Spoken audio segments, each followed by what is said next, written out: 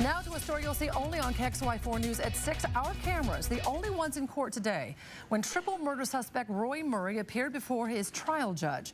Murray's defense team trying to limit what information the jury will hear about the murders of 3 people in Colbert in June of last year.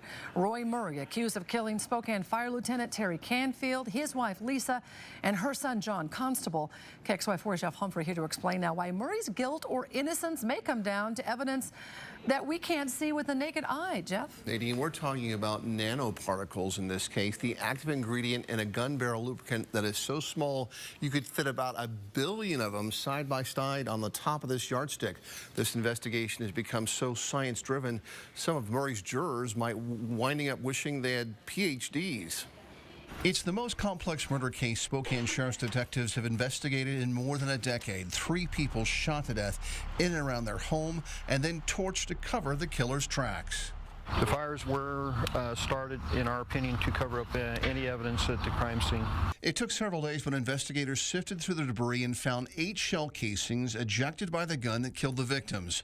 Detectives haven't found the murder weapon, but think they can still tie Roy Murry to the killings.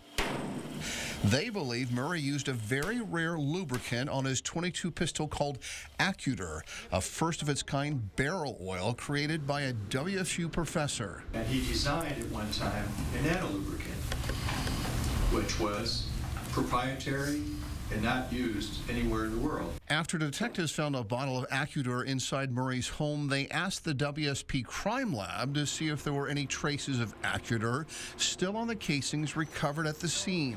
The evidence was shipped off to a Georgia lab that specializes in nanoparticulates, where forensic scientists found the link that detectives were looking for. In my report, I said I did find particles on some of the shell casings that were consistent with the particles present in the lubricant. And that's significant because Accudur isn't available in stores. In fact, Roy Murry was trying to market Accudur to gun owners at the time of these murders.